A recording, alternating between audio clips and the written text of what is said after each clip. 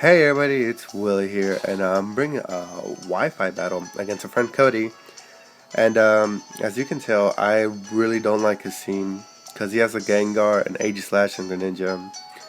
Those are probably the most popular Pokemons you'll be seeing around.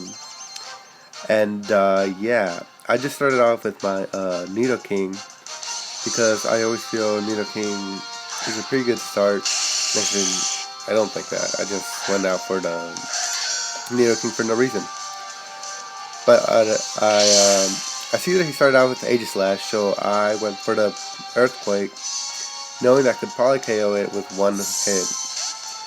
And he sees this, and he predicts another Earthquake, and he switches into his Gengar just to avoid the Earthquake.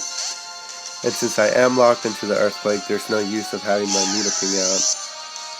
And so I switched to what I thought was probably one of the best Pokemon I would have. And my Rotom took that pretty well, but it did activate my red card, which I don't know if it was a good thing or a bad thing.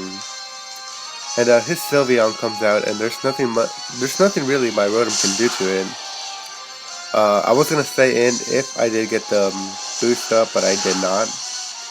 And I did notice that I was faster, so I went for the Volt Switch just to get out of there. And I was predicting another Shadow Ball, so for some reason, I thought that my Scizor resisted it. And yeah, I switched into it, but in reality, he went for the Calm Mind, and which turned out kind of perfect because Scizor pretty much got a free turn.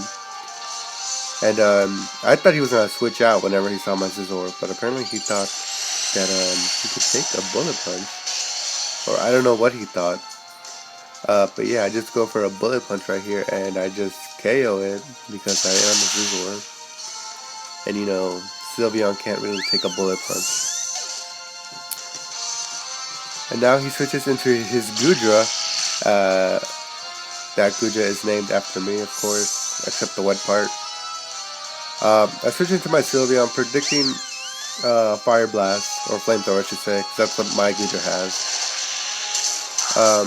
My Sylveon did take it pretty well, and it has the leftover, so that's pretty good.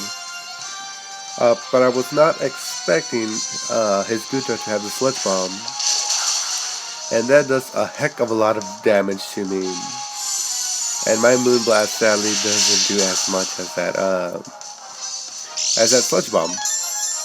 So right now my Sylveon is a sitting duck, and I just switch out because I didn't want Goodra to KO my Sylveon. I could probably use it for something else later. So I switch it to my Rotom, and Rotom can't take a critical hit Sludge Bomb apparently. And it's okay though, because all his Pokemons are mostly special attackers except for his Aegislash. And now I just go for the Toxic here, and I'm just gonna go and Toxic stall it or try to. He goes for the Fire Blast and it hits me, but I guess it doesn't do that much for some reason. He probably doesn't have special attacks, IVs or something, I don't know. But like I did say, I am going to stall it out because Goodra, I have nothing to KO this Goodra. And so I didn't want to risk it. And now right here, I go for the, I go for the Hidden Power Ice, and I thought that the Ice would do a bit more because it's weak to it, rather than a Thunderbolt. And as you can tell, he's trying to weaken me down now that I have full health. And right here, instead of going for another Roost, I actually switched to my Sylveon, because I predicted that he was going to go for another Dragon Pulse. Since he missed the Fire Blast already, I wouldn't see why he wouldn't go for it. And it turned out great because I got a free turn of leftovers, and he got KO'd by the poison. So things are looking pretty dang awesome today, or in this battle I should say. He sends out his Gengar, that's what it is. And I really didn't want to do anything to it, because I knew I probably would have died, because it's a lot faster than my Sylveon. But what I was not expecting is the Mega Evolution, even though it was his only Mega Pokemon that could go Mega, I should say. And he just easily takes out my Sylveon. I think that was pretty good though, because I got my Mammothine to come in safely. And he's just going to be spamming Sludge Bomb and Shadow Ball for those 2 turns apparently. Since Gengar doesn't have the best defense, my Mammothine can easily one-hit KO it, easily. Which is pretty dang awesome. And now he brings back his Aegislash, and I predicted the Shadow Sneak, which was a pretty good prediction. And he does go for the Shadow Sneak, and of course it doesn't hit me because I protected. And I did predict that he was going to go for a King Shield afterwards, so there's nothing much I could do. I could have probably switched out to something or whatever. That would have actually been the best move for me to switch out, but I didn't. And I go for another Protect, but this time he catches on to what I was doing, and he goes for a Swords Dance. So now I have a boosted Aegislash, and my Rotom with the red card is no longer here.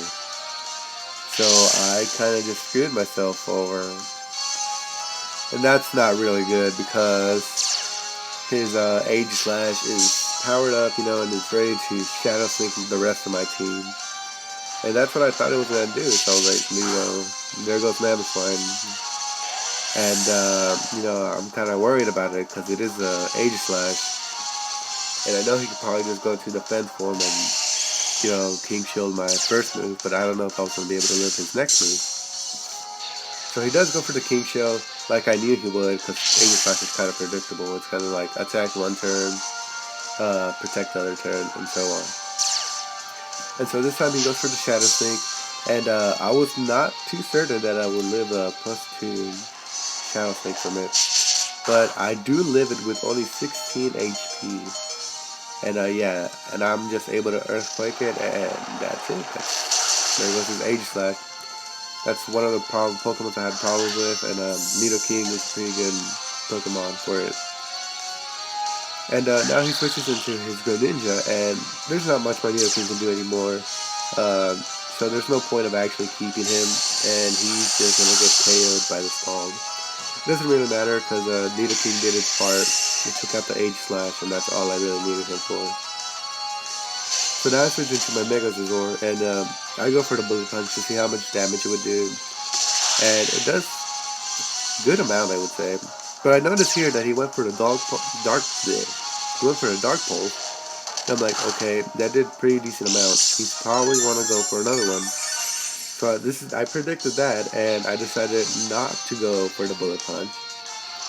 And barely lived is another critical Dark Pulse. And I go for the U-turn, and the U-turn turns out to be super effective.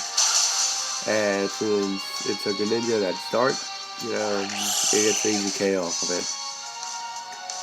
And now I'm going to switch into my Zapdos, and this is going to be the match, because he doesn't want to be phasing a Zapdos. I think I actually have like 3 Pokemon left or something like that. So Koty's just going to end the match, and yeah, I hope you guys enjoyed this video, and I'll see you guys next time.